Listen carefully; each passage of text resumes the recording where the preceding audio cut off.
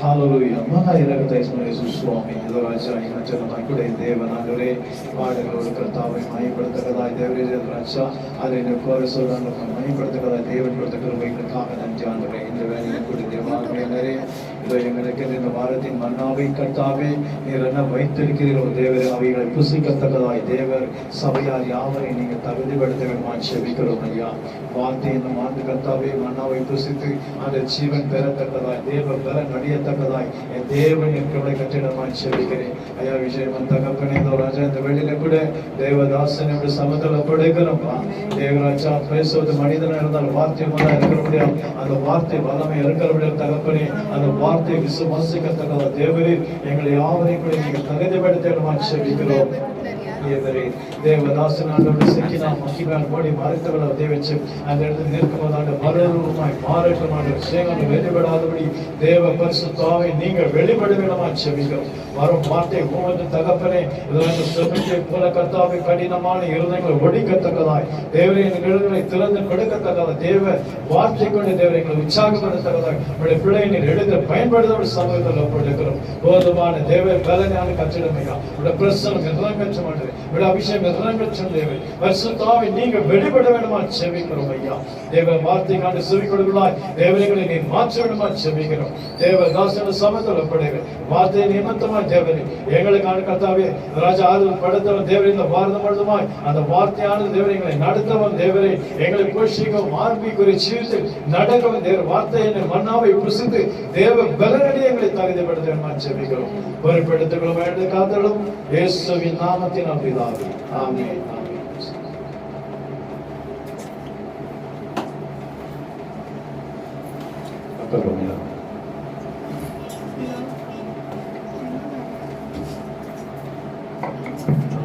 Praise the Lord. Hallelujah. Hallelujah. Hallelujah. சந்தோஷமா இருக்கீங்க. Hallelujah. Glory.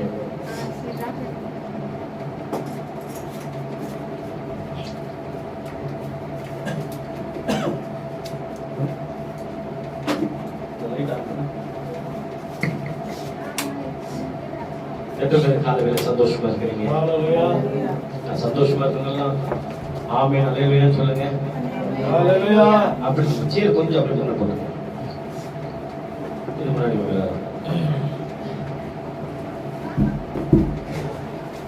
இந்த சீட் வந்து ஹல்லேலூயா. Price God. ஆமென். காலையில் ஆண்டவர் இயேசுவின் நாமத்தில் உங்களை யாவரையும் வாழ்த்து வரவேற்கிறேன். கர்த்தர் நல்லவராமே. ஆமென். நேற்று அந்த சித்தூர் கோயிலுக்கு போகும்படி ஆண்டவர் உங்களுக்கு கிருபை பாராட்டினார். ஆமென். ஆமென். நேற்று கர்த்தருடைய கிருபை தேவ மகிமை ரொம்ப அழகா அபிஷேகம் நல்லா இருந்துச்சு. ஆமென். ஜனங்க கண்ணீர் விட்டு ஜெபிக்க ஆரம்பிச்சு. இது வரைக்கும் ஜெபிக்காத வாயிலெல்லாம் கர்த்தர் திறக்க வச்சார். ஆமென். ஆச்சரியம் என்னன்னா மடியேந்தி முழங்கால ஜனங்க என்ன கர்த்தர் நல்லவர். ஆமென். glory. ஹalleluya. ஆமென். தேவ மகிமை அந்த ஆலயம் முழுவதும் இறங்கியதை கண்ணில் அப்படியே பார்க்க. ஆமென். எத்தனை நன்மையான ஆண்டவர். அவர் சர்வ வல்லமையுள்ள ஆண்டவராக இருக்கிறார். அவர் நீதிபதியாக இருக்கிறார். அவர் நடத்துகிற ஆண்டவராக இருக்கிறார். தாங்குகிற ஆண்டவராக இருக்கிறார். தப்புவிக்கிற ஆண்டவராக இருக்கிறார். நம்மளை நேசிக்கிற ஆண்டவராக இருக்கிறார். சித்தூர்ல கர்த்தர் மாபெரும் விடுதலை கொடுத்தாராமே. எத்தனை நன்மைகள் செய்ய ஆண்டவர்னாக்கா உண்மையிலேயே இன்னொரு 2 நாள் இன்னொரு 3 நாள் கூட்டத்தை உதவி செய்ய போறாங்க. அநேக ஜனங்கள் வந்து கர்த்தர் விடுதலை கொடுக்க போகிறார். இதனால் செய்திக்காக 2 நாளாகும் புஸ்தகம் 2ஆம் அதிகாரம் 19ஆம் வசனம் வாசிக்கலாம். 2 Chronicles chapter 2 verses 19.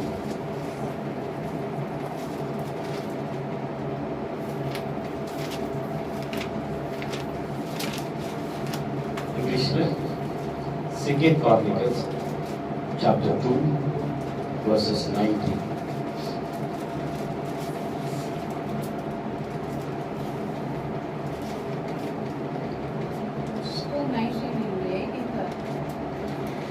ரெண்டு நாளாகும். செகண்ட் கார்னிகல்ஸ்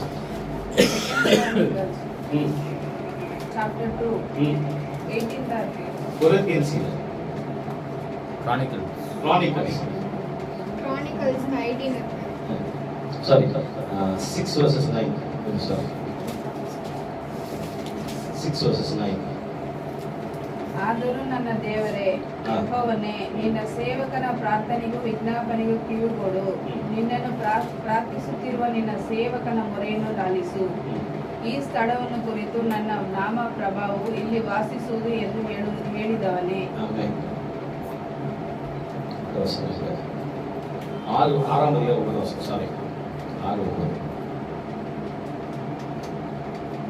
ನಿನ್ನಿಂದ ಹುಟ್ಟುವ ಮಗನು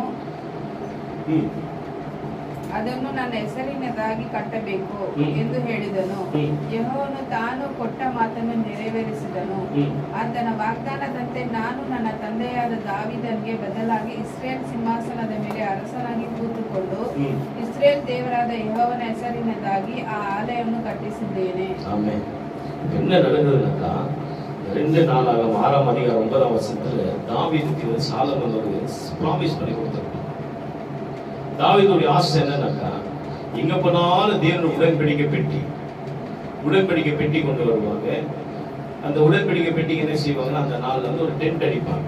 டென்ட் வந்து 3 விதமா அடிப்பாங்க. எப்படின்னாக்கா, பரிசுத்த ஸ்தலம், மகா மகா பரிசுத்த ஸ்தலம், அடுத்தது மகா மகா மகா பரிசுத்த ஸ்தலம். தேவனுடைய கூடாரத்தை கட்டி கொஞ்ச நாள் அங்க வாசம் செய்வாங்க. அங்க இருந்து என்ன பண்ணுவாங்க, இன்னும் கொஞ்ச நாள் அப்படியே கடந்து போவாங்க. அப்படி நாள்பட இந்த எகிப்துல இருந்து இஸ்ரேலுக்கு வர வரைக்கும் இந்த ஜனங்க என்ன செஞ்சாங்க, இந்த 40 வருஷமா வந்து இது அப்படியே அங்கங்க கூடாரத்தை வச்சு வந்தாங்க. ஒரு நிரந்தரமான ஒரு இடம் இல்லை. இஸ்ரேல் ஜனத்துக்கு தாவீது ராஜாவான என்பதாய் தாவீதுக்கும் ஆண்டவருக்கு என்ன ஒரு கனெக்ஷன்னாக்கா, ஒரு நண்பனை போல இருந்தாங்க. தாவீது என்ன தப்பு செஞ்சாலும், என்ன நல்லது செஞ்சாலும், தேவ சமூகத்தை தேடாம, தேவ சமூகத்தை நாடாம, கர்த்தருக்கு சொல்லாம எதுவுமே செய்ய மாட்டான். உதாரணத்துக்கு அவர் பாவமே பண்ணியிருந்தாலும் சரி, அந்த பாவத்தை வந்து நேரடியாவே ஆண்டவர்கிட்ட சொல்லுவான். ஒரு நாளைக்கு 5 முறை ஜெபிக்கிறவனா இருந்தான். அவர் உலகத்துல எல்லாத்தையும் காட்டிலும், அவன் ராஜாவா இருந்தா கூட அவன் உலகத்துல எல்லாத்தையும் காட்டிலும் அவர் ரொம்ப விரும்பி நேசிக்கிற ஒரே ஒரு விஷயம் என்னன்னா, கர்த்தரை துதித்து ஸ்தோத்திரித்தார். ஆடு மேய்ச்சல் இருந்தவனே அரசனா கர்த்தரால மாத்த முடியும். இந்த கால வேளை இந்த செய்தி கேட்கிற சகோதரா சகோதரி, ஒரு சூழ்நிலைகளை மாத்தி ஆண்டவர் வல்லவர். ஆடு மேய்ச்சிருந்த சாதாரண ஒரு மனுஷனே குப்பையிலிருந்து கோபுரத்துக்கு கொண்டு வர முடியுதுனாக்கா, இன்னைக்கு உன் சூழ்நிலை கர்த்தர் மாத்துவார். உன் பிரச்சனையை மாத்துவார், உன் நிந்தைகளை மாத்துவார், உன் போராட்டங்களை மாத்துவார், உன் வியாதியை கர்த்தர் மாத்துவார். ஏன் தெரியுமா? அவர் சர்வ வல்லவர். அவரால் கூடாத காரியம் உண்டோ? உலகத்தான் பிரச்சனை பெருசு. இந்த பிரச்சனை ப்ராப்ளம் வந்து ஒரு சின்ன கல்லு கூட, ஒரு சின்ன கடுகு எடுத்துக்கலாம். ஒரு சின்ன கடுகை வந்து நல்லா பாருங்க, ஒரு குட்டி கடுகை வந்து அப்படியே நீ எடுத்துட்டு வந்தனாக்கா, இந்த உன் கண்ணு கிட்ட வரும்போது அது சின்னதா தெரியுமா பெருசா தெரியுமா? சின்ன கடுகு உன் கண்ணு கிட்ட இருந்தாலும் சின்னதா தெரியுமா பெருசா தெரியுமா? பெருசா தெரியும். அது கொஞ்சம் தள்ளி போனாக்கா, இன்னும் தள்ளி போனாக்கா, இதுதான் பிரச்சனைக்கு இருக்கிற விஷயம். நீயா ஒரு முயற்சி எடுக்கும்போது சின்ன பிரச்சனை உனக்கு என்ன தெரியும்? பெருசா தெரியும் உன் பார்வையில. ஆனா தேவ சமூகத்துக்கு போகும்போது அது சின்ன கடுகாக.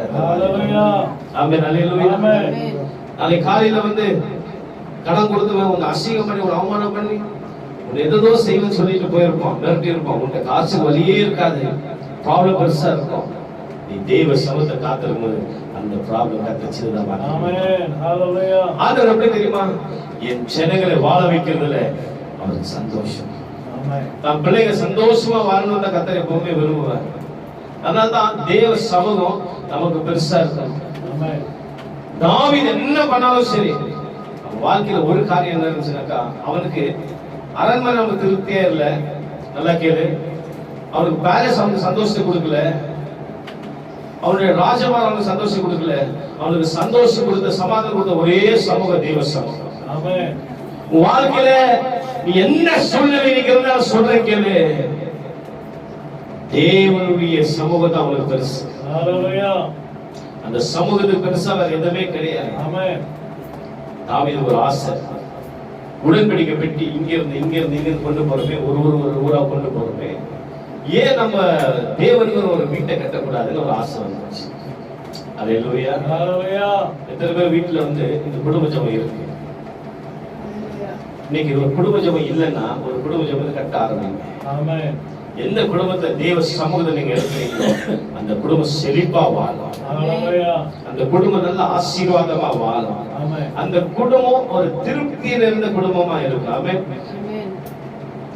சமீபத்துல ஒரு வீட்டை சந்திக்கும்படி ஆண்டவர் கிருபை கொடுத்தார். அந்த வீட்டுக்கு போகும்போது அவங்க ஆல் ரூம் பெட்ரூம் எல்லாமே புதுசா கட்டியிருந்தாங்க. இந்த வீடு, இந்த ரூம், அந்த ரூம் எல்லாம் கட்டியிருக்கிறாங்க. ஒரு ரூமுக்கு கொண்டு போனாங்க. அந்த ரூம்ல போய் பார்த்தா அது ஜெப ரூம். ஹalleluya. என்ன ரூம்? ஜெப ரூம். அவங்க வீட்டுல எந்த இடத்துல நீங்க பாத்தீங்கன்னா வசனம் கிடையாது. எந்த சௌத்திரிய வசனம் எதுவுமே மாட்டல. ஆனா அந்த ஜெப ரூம்ல மட்டும் நல்ல பிரம்மாண்டமான ஜெப வீட்டுல மட்டும் அவங்க எல்லா பைபிளும் வச்சிருக்கிறாங்க. அவங்க முழங்கால் பட்டத்துக்கு ஒரு பெட்டுக்கு பண்ணி இருக்கிறாங்க. குடும்பமா காலையில 5 மணிக்கு என்ன பண்றாங்கன்னா நடு முழங்கால் நின்று தேவ சமூகத்தை தேடுறாங்க. அவருக்கு சொன்னாரு, இந்த வீட்டை கட்ட நான் பிளான் போடும்போதே நான் என்ன போட்டேன்னா, ஃபர்ஸ்ட் நான் போட்ட ஆர்கிடெக்ட் சொன்ன விஷயம் என்னன்னா, எங்களுக்கு வந்து என்ன வேணும், பிரேயர் ஆர்கனைசேஷன் வேணும், ஜெப வீடுகளுக்கு வேணும். இந்த ஜெப வீடுகளுக்கு இருந்தா இது எல்லாமே எங்களுக்கு என்னவா இருக்கும், ஆசீர்வாதமா இருக்கும். அந்த ஜெப ரூமை பிளான் பண்ணிட்டா மற்ற வீடுகள்லாம் என்ன பண்ணாங்களா, ரெடி பண்ணாங்க. அனாவசியமா நம்ம வீட்டுல என்ன பண்ண தெரியுமா, பைபிள் நெஞ்ச இடத்துல வைக்கும். ஆனா அவங்க அப்படி வைக்கல. அந்த பைபிள் வைக்கிறதுக்கே ஒரு ஜெப வீட்டை ரூம் ரெடி பண்ணிருக்கிறாங்க. கர்த்தர் அவங்க நல்லா வாழ வச்சிருக்கிறாங்க, நல்ல ஆசீர்வாதமா இருக்காங்க. அது அவங்க கட்டினோட பெருசு இல்ல, அந்த வீட்டுல ஜெபம் நடக்குது. காலையில் 5 மணி குடும்பமா சேர்ந்து ஜெபிக்கிறாங்க. 5 இருந்து 7 மணி வரைக்கும் ஜெபிக்கிறாங்க குடும்ப ஜெபம். அடுத்தது அவங்க பிரேக்ஃபாஸ்ட் பண்ணிட்டு எல்லாம் கடந்து போனாக்கா அந்த அம்மா வேலையெல்லாம் முடிச்சுட்டு தினந்தோறும் ஜெபிக்கிறாங்க. பிள்ளைங்க பேரை சொல்லி ஜெபிக்கிறாங்க, கணவனுக்காக ஜெபிக்கிறாங்க, அந்த பிள்ளைங்க எதிர்காலத்துக்காக ஜெபிக்கிறாங்க. அந்த அம்மா ஜெபத்தை ஊத்துறாங்க. இந்த பிள்ளைங்க ஸ்கூலுக்கு போயிட்டு காலேஜுக்கு போயிட்டு வந்த உடனே இந்த பிள்ளைங்க என்ன பண்ண, கை கால் முந்தைய கழுவிட்டு அம்மா கொடுக்குற ஸ்நாக்ஸ் வாங்கி சாப்பிட்டுட்டு இருக்கும். அந்த தம்பிக்கு வந்து ஒரு 16-17 வயசு இருக்கும். நடுமுழங்கால போய் நின்று தேவ சமூகத்தை ஜெபிக்கிறாங்க. அந்த பிள்ளை காலேஜ் முடிச்சுட்டு வந்து ஸ்நாக்ஸ் எல்லாம் முடிச்சுட்டு அந்த பிள்ளை வந்து நோட்ஸ் எல்லாம் எடுக்கிறதுக்கு முன்னாடி வந்து அந்த ரூம் ஜெப ரூம்ல முழங்கால நின்று ஜெபிக்கிறாங்க. இந்த தம்பி ஜோம் பண்ணிட்டு வெளியே வந்த உடனே அக்கா போய் ஜெபிக்கும். அக்கா ஜெபிச்ச உடனே 8 மணிக்கு 8:30 மணிக்கு அவங்க குடும்ப ஜெபம். அந்த குடும்ப ஜெபம் மீண்டும் குடும்பமா போய் சேர்ந்து நிற்பாங்க. அல்லேலூயா. 8:30 இருந்து 9:30 மணி வரைக்கும் குடும்ப ஜெபத்தை ஜெபிப்பாங்க. அதுக்கு அடுத்து சாப்பிட்ட பின்னாடி ராத்திரி 12 மணிக்கு குடும்பமா சேர்ந்து ஒரு அரை மணி நேரம் வந்து ஜெபிக்க மாட்டாங்க. கர்த்தர் செய்த இந்த நாளுக்கு நன்றி சொல்லி ஆண்டு நல்லா துதிச்சு ஆராதிப்பாங்க. ஆராதிச்சு மறுபடியும் தூங்குவாங்களாம். மறுபடியும் காலைல 5 மணிக்கு. நான் என்ன சொல்ல வரேன்னா, அந்த வீட்டுல அந்த ஜெப வீடு வந்து உருவாக்கி நம்ம கட்டின மட்டும் பேசுங்க, அந்த ஜெப விளக்கை ஏற்றி கொண்டே அந்த பிசினஸ் நீங்க பார்க்கும்போது நல்ல ஒரு பிசினஸ் மேன், நல்ல செழிப்பா ஆசீர்வாதம் ஒரு பிசினஸ் மேன். இந்த கால வேலை தேவ ஜனமே, தாவீது தேவ சமூகத்தை கட்ட ஆரம்பிச்சான். ஒரு ஆலயத்தை கட்ட வேண்டும் என்று விரும்பினான். ஆனால் அவனால் கட்ட முடியல.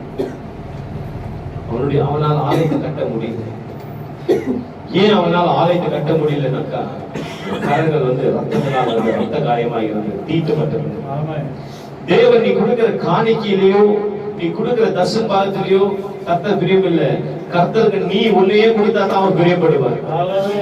நீ பொண்ணை கூட பொருளை கூட அதெல்லாம் பெருசு கிடையாது. அவருக்கு தேவை நீ. உன் ஆவி ஆத்மா சரீரம் நீ எங்க இருக்கு? ஒரு நாள் இந்த பூமியை விட்டு நம்ம கடந்து போவோம். எல்லாருக்கும் தெரிஞ்ச பாட்டு. சமீபத்தில் வந்து இப்ப போன வாரத்துல வந்து 2 நாளுக்கு முன்னாடி வந்து ஒரு பாட்டை நான் ஸ்டேட்டஸ்ல போட்டிருந்தேன். இயேசு என் நம்பிக்கையாம், இந்த பூமி எனக்கு சொந்தம் இல்லை. உடனே எங்க சித்தி பத்தாட்டி போன் பண்ணி அந்த இது ஸ்டேட்டஸ் எதுக்கு சொல்லு, அது போடும்போதே ஒரு துக்கம். அப்ப என்னன்னா அந்த பாட்டை பாடும்போதே வந்து எல்லா மனுஷனுக்கும் வந்து ஒரு துக்கத்தை உருவாக்கும். உண்மையிலேயே சொல்ல போனா அந்த பாட்டை வந்து பாட வேண்டிய இடம் வந்து சாவு கிடையாது. அது வந்து சபைகளை பாட வேண்டிய ஒரு பாட்டு. சபையில தான் நமக்கு நிச்சயத்தை கொடுக்கிறோம். இயேசு என் நம்பிக்கையா, இந்த பூமியும் சொந்தமல்ல. இயேசு என் நம்பிக்கையா, இந்த பூமியும் சொந்தமல்ல. விண்பீடம் வாஞ்சித்து விண்ணவர் பாதம் சேர்வே. விண்பீடம் வாஞ்சித்து விண்ணவர் பாதம் சேர்வே. பரலோகமே என் சொந்தமே என்று காண்பேனோ. பரலோகமே என் சொந்தமே என்று காண்பேனோ. சிலுவையில் அறை முன்னே இனி நான் அல்ல இயேசுவே. சிலுவையில் அறை முன்னே இனி நான் அல்ல இயேசுவே. விசுவாச பாதையில் அயராமல் பின்தொடர்வே. விசுவாச பாதையில் அயராமல் பின்தொடர்வே. பரலோகமே என் சொந்தமே என்று காண்பேனோ. ஆமென்.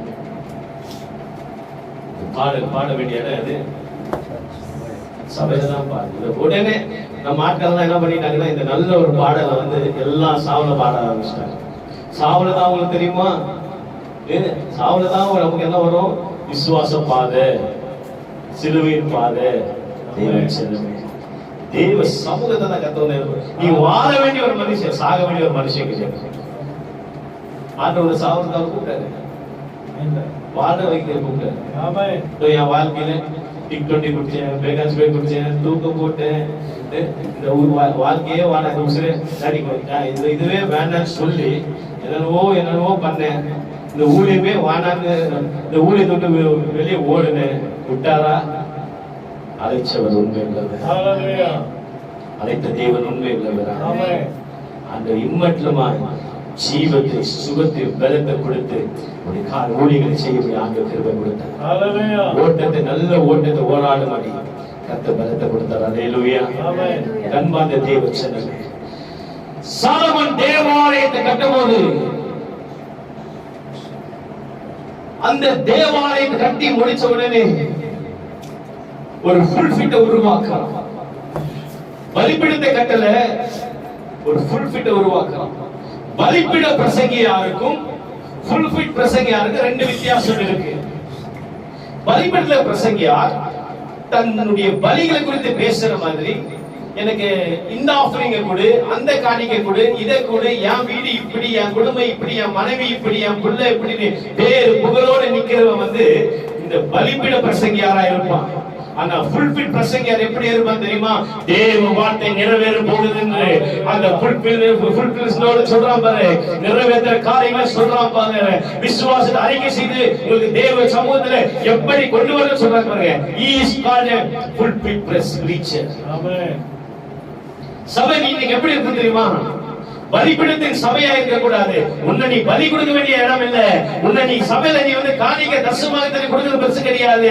அதை தவிர உக்காந்தா காசு, ஏஞ்சா காசு, நேத்து வரைக்கும் என்னன்னாக்கா பாஸ்டர், கொஞ்ச நாள் போன பின்னாடி நான் ஒரு கிங் மேக்கர், அடுத்த கொஞ்ச நாள் போன பின்னாடி he himself calling himself as a prophet. அழைப்பு உறுதி செய்யணும். நல்ல விசுவாசிகளை நடத்தணும்னாக்கா முதலாவது ஊழியக்காரர் தன்னுடைய அழைப்பு என்னன்னு தெரிஞ்சு அந்த அழைப்புல நின்னா தான் உன்னை நம்பி வர ஜனங்களை நீ நல்லா நடத்த முடியும். நான் யாருன்னு எனக்கு தெரிஞ்சாதான் இந்த ஊழியத்தை வந்து எனக்கு கொடுக்கப்பட்ட ஊழியத்தை நான் செய்ய முடியும். அப்பதான் வந்து எனக்கு கொடுக்கப்பட்ட ஜனங்களை செம்மையா நீதியா வந்து என்னால நடத்த முடியும். நேற்றுக்கு நான் பாஸ்டர், இன்னைக்கு நான் தீர்க்கதரிசி சொன்னா இந்த இடம் இந்த பாஸ்டருக்கு ஏதோ வந்து ஒரு சம்திங் மிஸ்டேக் இருக்கு. அப்ப அந்த சபை எப்படி இருக்கும்? சமீபத்துல நான் பேர சொல்ல விரும்பல, ஒரு சினிமா பாடல ஒரு சபையும் அந்த ஊழியர்களும் சேர்ந்து பாடுறாங்க. இன்னைக்கு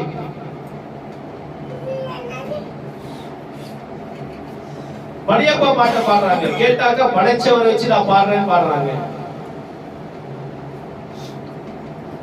சினிமா பாடல் வந்து இன்னைக்கு சபைக்குள்ள வந்து இறங்குதுன்னா இன்னைக்கு தேவ சமூகம் எங்க இருக்கு? அன்னைக்கு தாவீது தான் பிள்ளைய பார்த்து சொன்னா, அப்பா என்னால ஒரு சபை கட்ட முடியல, நீ ஆண்டவர் ஒரு சபை கட்டி முடியும் சொன்னா. இந்த சபை கட்டி முடிச்ச உடனே அது டெடிகேஷன் பண்ணும்போது அவன் ஃபுல்ஃபில் முன்பதாய் ரெண்டு முழங்கால் பண்ணி ரெண்டு கையை மேல தூக்கும் போது தேவ சமூகம் அந்த பில்டிங்ல இறங்கிச்சு. அந்த ஆலயம் முழுவதும் தேவ பிரசன்னம், தேவ சக்கீனா மகிமையா வந்து இறங்கிச்சு. இன்னைக்கு சொல்றேன் கேளு, இந்த சபைக்கு வர உங்க மேல தேவ சமூகம் இறங்குவதாக, தேவ பிரசன்னம் உங்க மேல இறங்குவதாக. அதே சபையை இவன் கட்டும்போது வெள்ளினாலும் கோல்டுனாலும் அலங்கரிச்சு கட்டினான். தகப்பனுடைய வார்த்தை நிறைவேற்றி கட்டினான், தகப்பனுடைய இஷ்டத்தை நிறைவேற்றினான். என் அப்பா கட்ட முடியாததை நான் கட்டுவேன் என்று சொல்லி கட்டினான். எனக்கு அன்பார்ந்த தேவச்சனமே, நீ தாவீதை நீ என்ன கேட்பாயானால் யார் என்று கேட்பாயானால், நீ சாலமோனை யார் என்று கேட்பாயானால், இன்னைக்கு சொல்றேன் கேளு, தாவீதை வந்து நான் பழைய ஏற்பு நான் சொல்லுவேன், சாலமோனை புதிய ஏற்பாடு என்று சொல்லுவேன். தாவீதுடைய காலம் வரைக்கும் தேவனுடைய கூடாரத்தை அப்படியே கட்டி கொண்டு வந்தாங்க. He is called a Old Testament.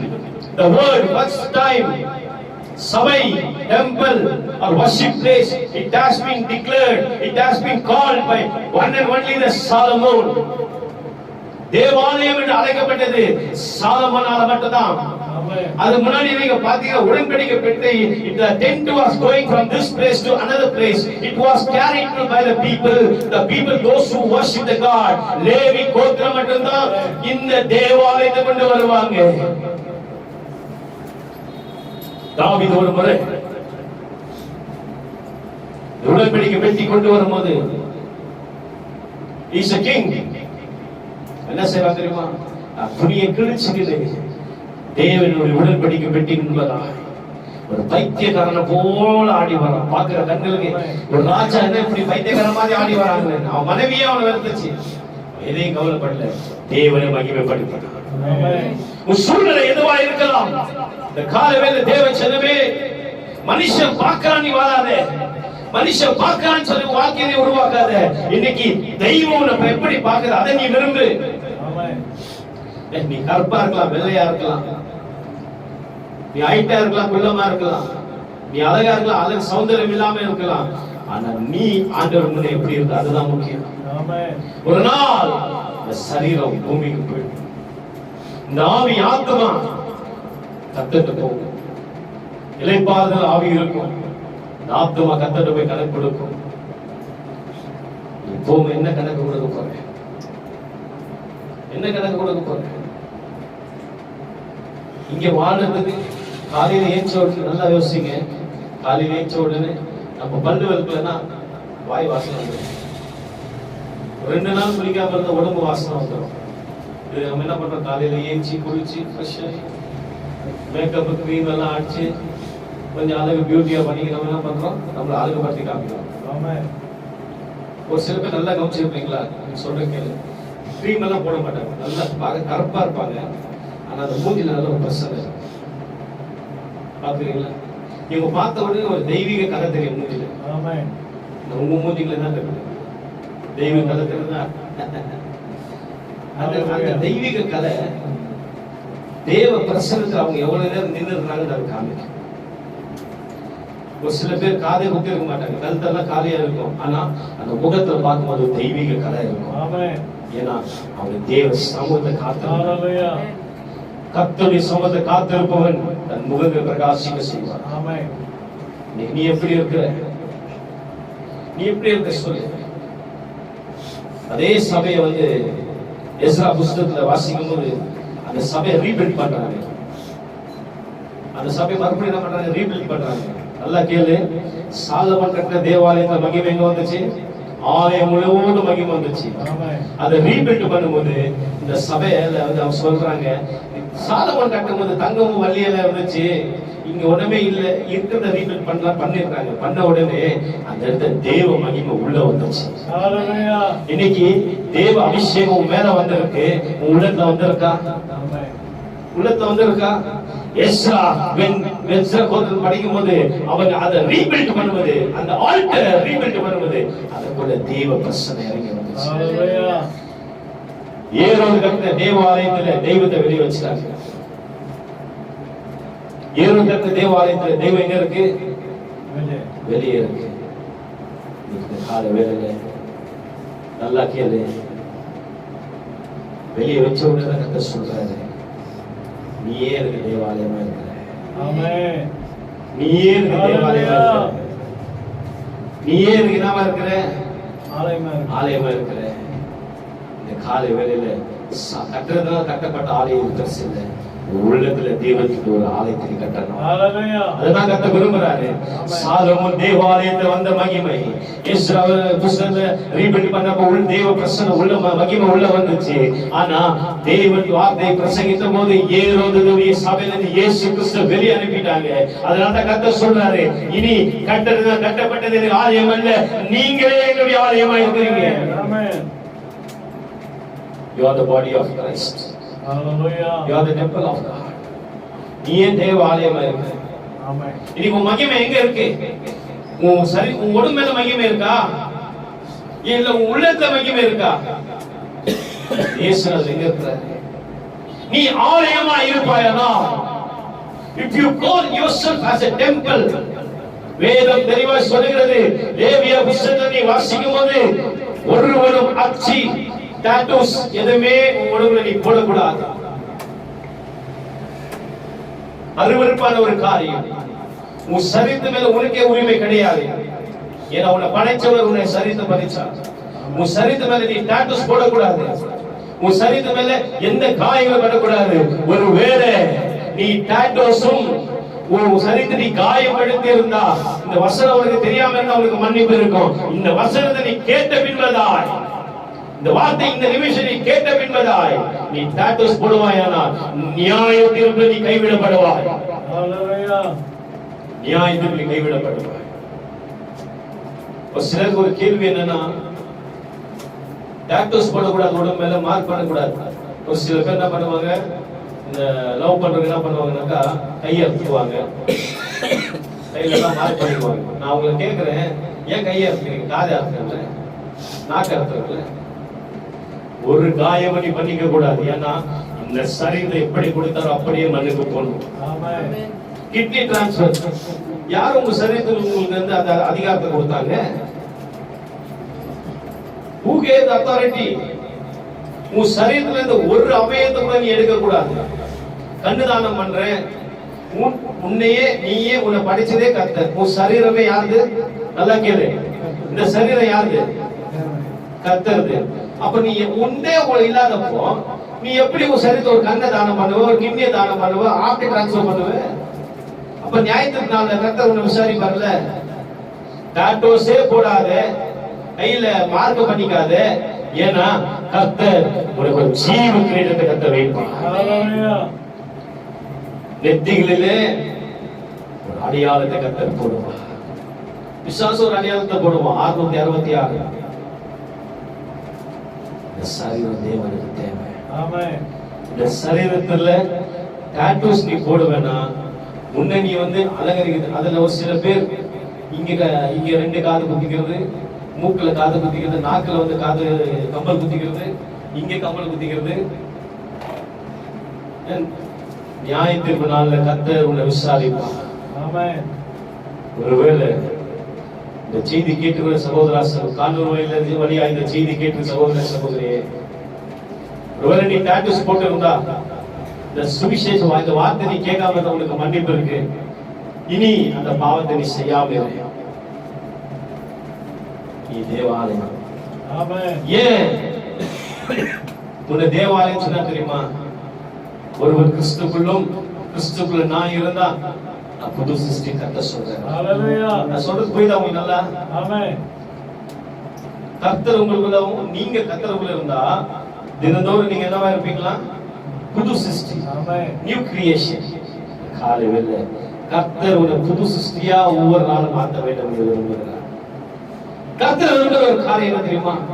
நீ பரிசுத்தமா இருக்கணும். ஆமென். You have to be holy. தேவன் விரும்புகிற காரியம் பரிசுத்தம். பரிசுத்தம் இல்லாமல் ஒருவரும் தேவனை தரிசிக்க முடியாது. ஆமென். ஆதாமும் ஏவாளும் தினந்தோறும் கர்த்தர் விசாரித்துக் கொண்டு வந்தார். அவர் விசாரிக்கும்போது ஒரு நாள் அவருடைய சரீரம் எப்படி இருந்துச்சுன்னு அவங்களுக்கு தெரியல. Listen to me. அவங்க சரீரம் எப்படி இருந்துச்சுன்னு அவங்களுக்கு தெரியாது. கர்த்தர் கொடுத்ததான ஏதேன் தோட்டத்தை நல்லா உளவாடி கொண்டு சந்தோஷமா இருந்தாங்க. பாவம் இல்லாம இருந்தாங்க. பரிசுத்தமா இருந்தாங்க. அதனால்தான் தேவன் தினந்தோறும் மனுஷகுமாரனோடு வந்து சஞ்சரித்து பேசுவாராம். எப்பொழுது பாவம் என்ற ஒரு இதை நீ சாப்பிடாதேன்னு சொல்லி அந்த மீறுதல் பாவத்தை எப்ப செஞ்சாங்களோ தேவனே அவங்களுக்கும் தூரம் ஆயிடுச்சு. ஆண்டவர் வந்து ஆதாமுக்கு வந்து முதல் மனிதன் ஆதாமுக்கு நீங்க நல்லா பாத்தீங்கன்னாக்கா ஆதாமுக்கு வந்து தொப்பல் இருக்காது. நமக்கெல்லாம் தொப்பல் இருக்கும். ஆதாமுக்கு தொப்பல் இருக்காது. ஏன்னா ஆதாம சிருஷ்டிச்சு கர்த்தர். ஹalleluya. ஆதாம் கிடையாது, தொப்பல் கிடையாது. கர்த்தர் அவங்க எப்படி பார்த்தாங்கன்னா நான் உன்ன பாக்குறேன் நீ என்ன பாக்குறேன் அந்த மாதிரி தான் ஆண்டவர் அவங்களை பார்த்தாங்க. தன்னுடைய சொந்த சாயல நல்லா கேளு, தன்னுடைய சொந்த சாயல கர்த்தர் உருவாக்குறார். அப்ப when God was spirit அவர் பரிசுத்தமா இருக்கும்போது ஆதாம படைக்கும்போது பரிசுத்தமா தான் படைச்சார். ஹalleluya. ஆதாமுடைய birth was a holy. எத்தனை பேர் விசுவாசிக்கிறீங்க? ஆமென். இயேசு கிறிஸ்துவின் பிறப்பும் பரிசுத்தமா இருந்துச்சு. ஆதாமுடைய படைப்பும் பரிசுத்தமா இருந்துச்சு. He was not by any mother. மாம்சிகமா ஆதாம வந்து பிறக்கல. அவனை வந்து கர்த்தர் சிருஷ்டிச்சார். ஹalleluya. இயேசு கிறிஸ்துவானவர் ஆவியால உற்பத்தியாகி மனுஷகுமாரனா பிறந்தார். ஆமென். It was not an human thing he born. He was born in the spirit. அதனாலதான் கர்த்தர் சொல்றாரு நீங்க என் தேவாலயம்னாக்கா உனக்குள்ள ஏன் நான் இருக்கணும். ஆமென்.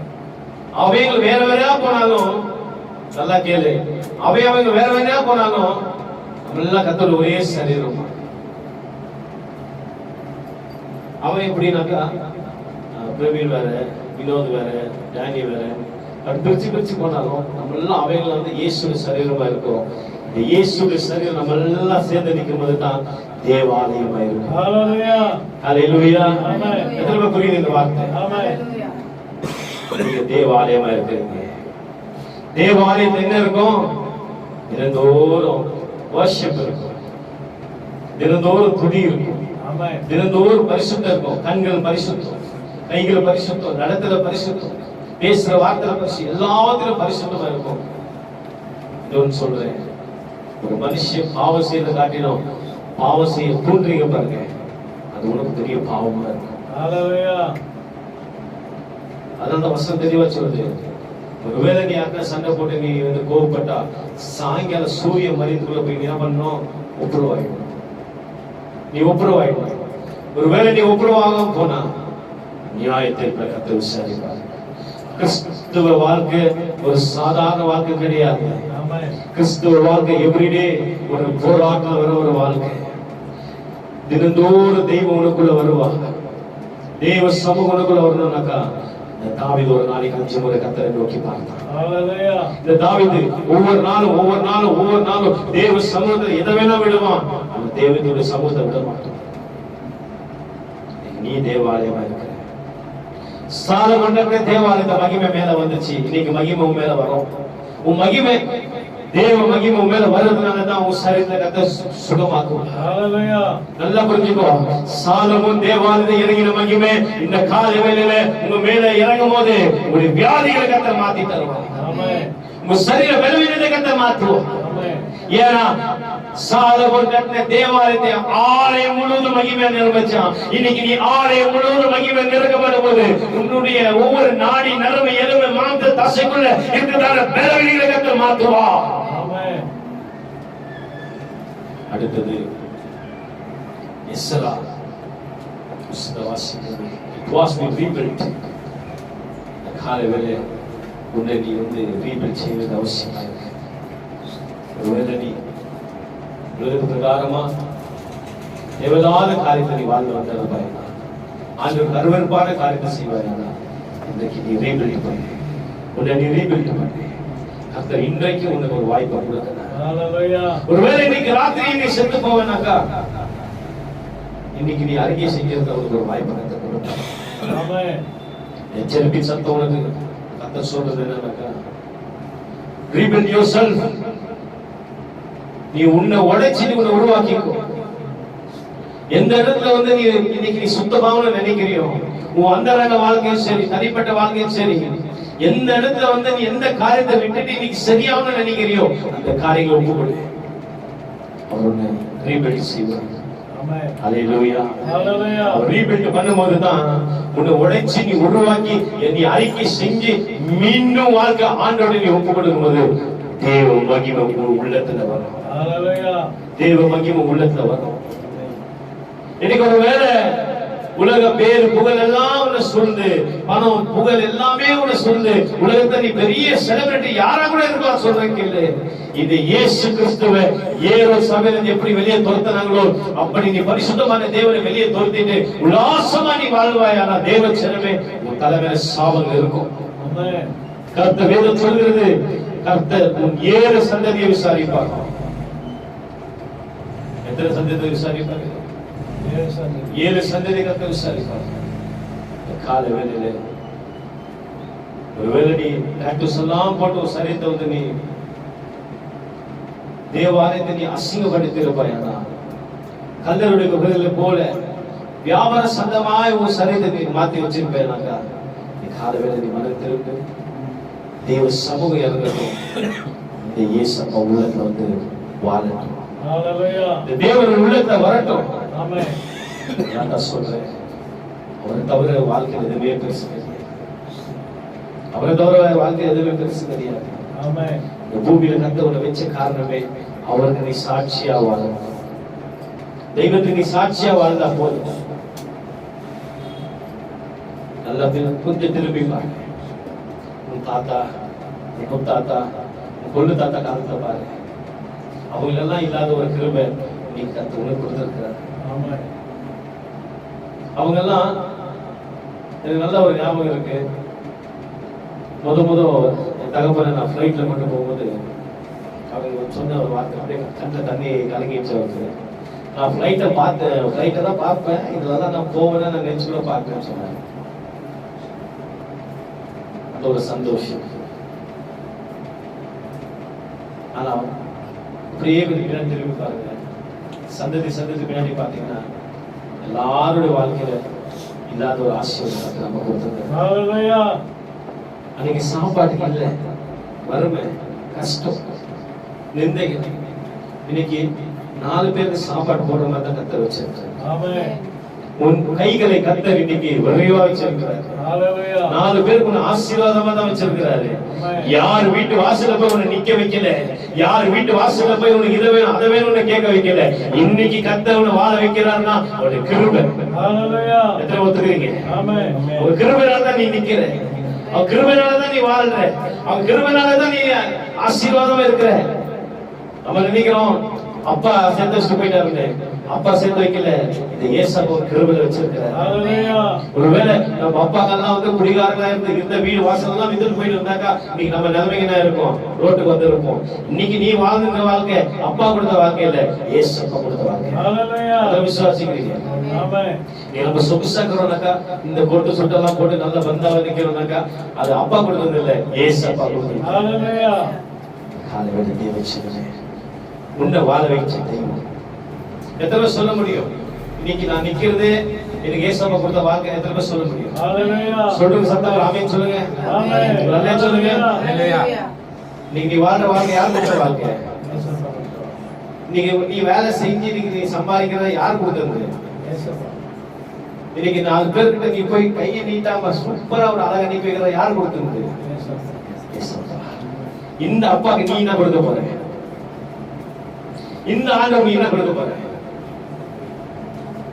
நீ காணிக்கை கொடுத்தா தசமா கொடுத்தா அது உனக்கு வாபஸ் ஆண்டவர் 2ஆ கொடுத்துருவாரு. கொடுக்குறாரு கொடுக்கறது இல்லையா? ஆண்டவர் கொடுத்த காசு இன்னைக்கு வீணா போதா? நீ கொடுத்தா அவன் திருப்பி கொடுத்துறாரு. நீ காலையில கத்த என்ன கேட்கறது தெரியுமா? நீயே எனக்கு தேவாலயமா இருக்க கொடு, ஆவி ஆத்மா சரீரத்தை கொடு. ஏன்னா வரும் நாட்கள் வெறும் மோசமான நாட்களா இருக்கும். வட பக்கத்தை பார்க்கும்போது நண்பர்கள் நம்முடைய ஊழியர்கள் சொன்ன ஒரு வார்த்தை, எங்கள் சபைகள்லாம் மூடிட்டாங்க, ஆண்டவர் ஆராதிக்காத ஒரு சூழல் அங்கே இருக்கிறோம். கர்த்தர் நமக்கு நல்ல ஒரு இடத்தை கொடுத்து அவனை ஆராதிக்க முடியும் கிருபை கொடுத்திருக்கிறார். தொடர்ச்சியா செபிங்க. கர்த்தர் உங்களை அவனை ஆசீர்வதிப்பார். அப்படியே அவர் கண்களை மூடி தெய்வ செய்தி ஆசீர்வதிப்போம்.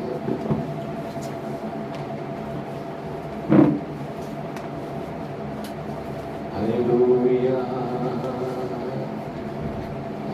கரம் பிடித்து நடத்துவார், கண்மலைமே நிறுத்துவார்.